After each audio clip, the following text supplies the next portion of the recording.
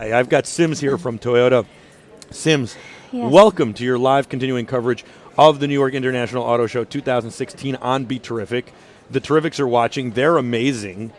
At BeTerrific TV on all social media, and you're Sims from Toyota. Everybody remembers you from last year. You're wonderful, you're remarkable, and you know your cars. You love cars. I do. Welcome back. Thank you, and thank you for having me back. Thank you for coming on. Talk about some of the great things that Toyota has done in the last year technologically. We talked about this night vision, and I hope it becomes standard at some point. But you guys have led the charge for the past few years, also in technology. Yeah, and we're still leading the charge, particularly when you're looking at the price point of what our Toyotas are. We're definitely leading the charge. Today was a big day. We've been very busy here at the New York International Auto Show. We debuted and revealed quite a few things. First of all, with the Highlander. The Highlander, it has a lot of different on the front fascia, etc., but what's underneath the hood has changed as well. It came out today with a 3.5 liter new engine. It's an Atkinson cycle. It's the same engine that's in our Tacoma. It has an 8-speed direct transmission, which is something that's going to be pretty cool for us. A dual clutch. It's going to make it a little smoother in the shifting. More horsepower. I don't have that yet. As I said, it was just introduced today, so more horsepower. It will be in showrooms this fall. It'll have improved fuel economy. We are going to have, we're adding a sport, again, an SE trim. We used to have it, took it away for a while, wanted it, bringing it back. Same thing with the bench seat. Took it away. People continuously kept wanting this bench seat back, so we're bringing that back. And TSS is available across the board. What's TSS? That's where you were talking about pedestrian control and all of this. So pre-collision control. Mm-hmm. So if an object is in the road, it's ahead of you, you're not responding, it's going to start to respond for you.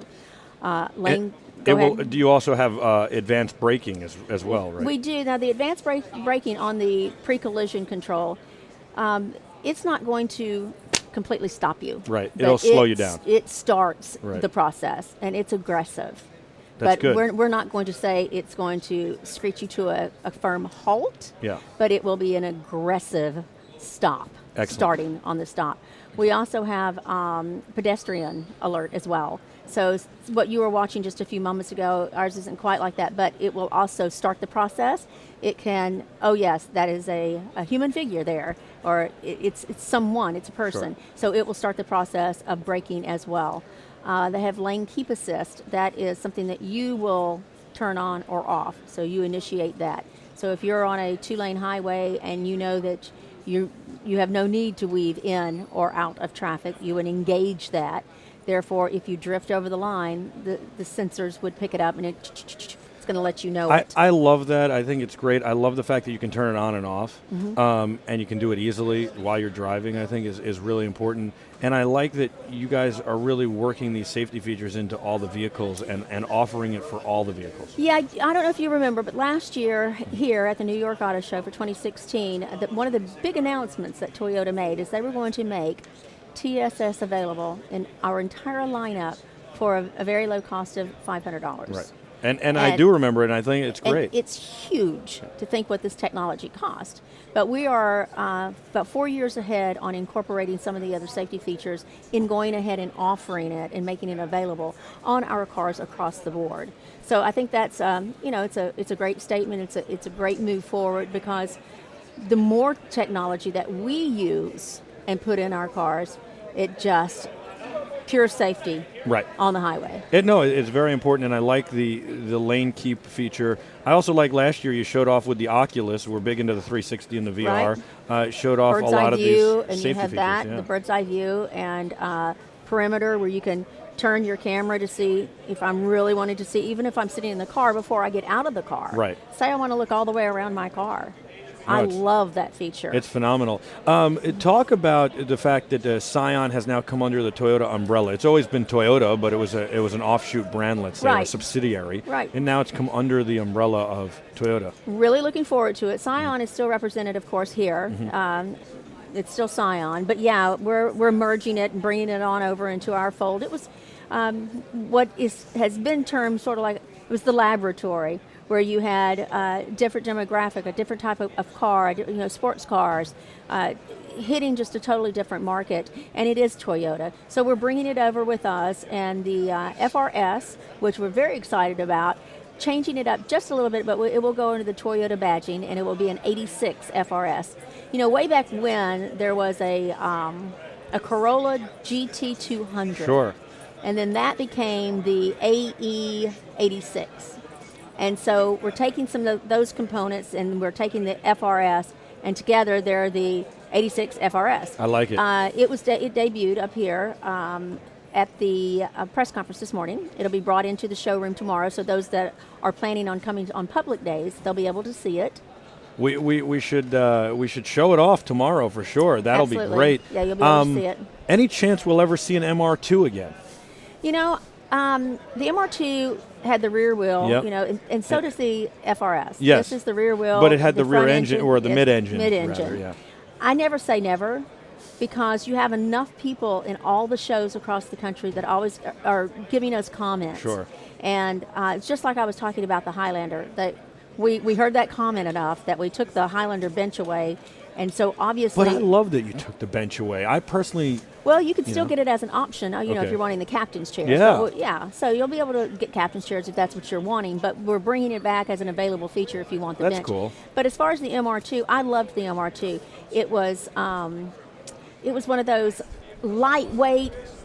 The thing only weighed about 2,400 pounds. And as you said, it had that mid-engine, rear-wheel drive.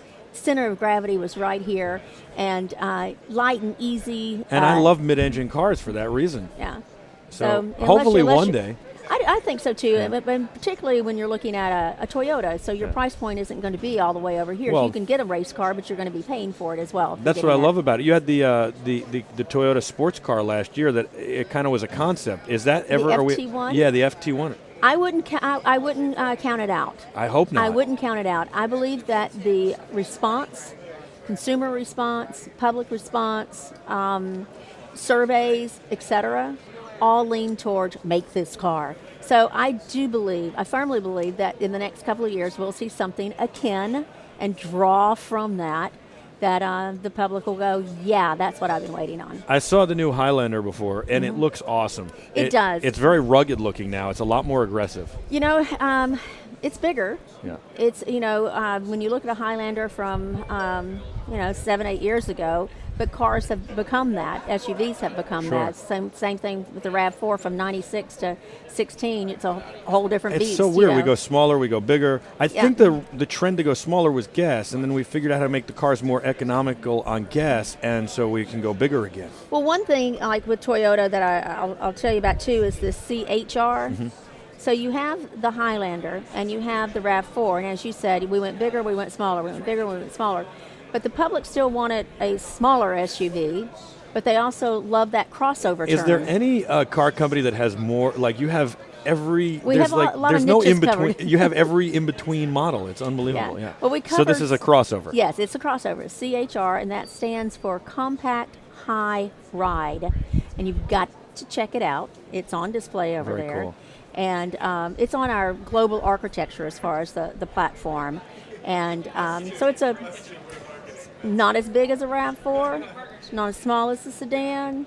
It's sharing somewhat of a platform, say, of like a Prius, maybe a little longer wheelbase. It's got some awesome, sporty, just very cool as far as the appearance and the lines and the sleekness and the boldness. And you'll know it's something different when you see it. It's very aerodynamic. It has just all kinds of things going for it that's going to fit yet another niche. Now, you can go to toyotanewsroom.com. To find out more. Or Toyota Press Room, Toyota Newsroom, and find out all kinds, because you can get access to all of the press releases from today. So before I get to the cars Janny in Finland wants to know about, or Digital Phil or CJ in Texas want to know about, which are the Prius, and you had a wonderful Super Bowl commercial that was phenomenal, very exciting.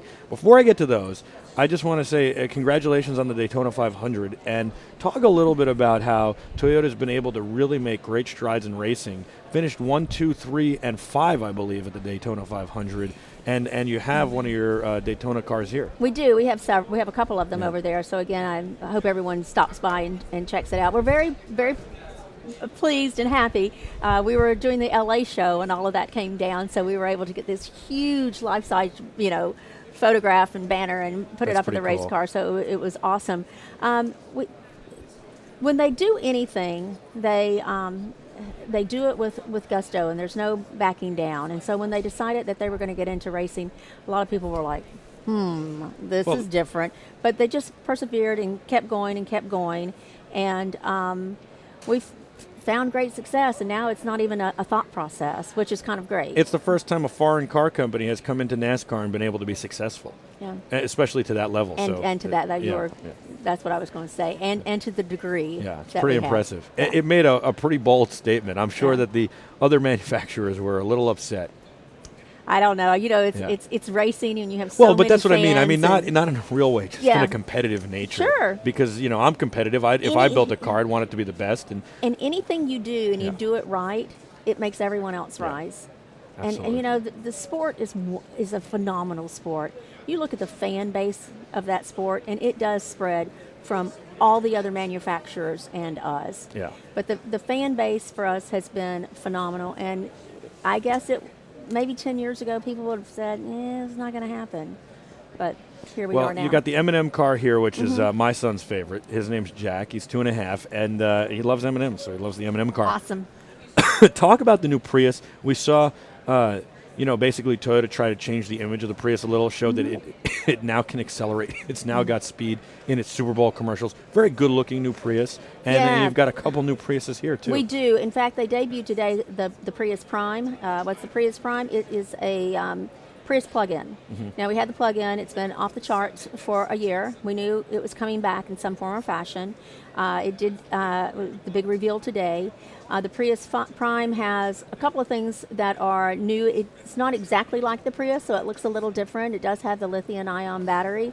It's boasting, it has an electric range of 22 miles. So that's doubled what it had before. Sure. So it has an electric range of 22 miles, meaning you can hit the Evo mode and off you go for 22 miles. On the previous plug-in Prius, it had a speed of about 60. This has a speed in the electric mode of 84. Wow. That's big news for us. And 22 miles. And 22 miles. After that, if you've exhausted your electric range of 22 miles, you then just go like a regular Prius for your hybrid Synergy drive system and your gasoline engine. And there you're getting about 50 miles to the gallon. You're having if you're just going to you don't have to buy anything extra. If you're just going to plug it into a standard outlet, it's going to take about 5 hours to charge. It's not bad. And if you are going to buy a supplement charger or do a 240, it's going to take you just a little over 2 hours to charge. It has a larger battery, putting out like 8.8 kilowatts, but it has a larger battery, about twice the size. It weighs about 250 pounds, the battery, but what they've done is use other lightweight components, including some carbon fiber, etc., which has reduced the overall weight of the car. I haven't... And I hear if the driver loses weight, if the driver loses weight, you can get an extra little bit. Hey, that'd be a good idea. I always kid about that because you see NASCAR drivers like Tony Stewart, and they're always trying to shave weight. Yeah. Or you see this, rather large guy getting out of a Ferrari, and he's like, oh, well, they put a carbon fiber hood on and a carbon fiber air dam and this and that to save weight so I could go 0.203 seconds faster. And I'm like, how about you lose 50 pounds in the car? Yeah, then you go, you just shave 50 pounds off the car. Well, in any car like this, and in any vehicle that you're going to drive, no matter what, it has a lot to do with your driving habits. Absolutely. If every time I get in the car and I'm putting the pedal to the metal, I don't care what it is, I'm going to get poor performance. Right. But if you're in a Prius and you're driving it like you're supposed to be, and you're using, say, the 22... Oh, you're supposed to drive it like that? I go wide open. That's why he's waiting for the sports cars. Yes. Sims, it's great to see you. Thank you so much. You're welcome. So come and visit us and check it out. All right. I will. And I hope you get to enjoy the rest of the show. Thank you so much. Always love New York. Always love having you on. Thanks. So that's great. All right. We'll be back with a whole lot more. Your live continuing coverage on BeTerrific of the New York International Auto Show. Stay with us. We'll be back right after this.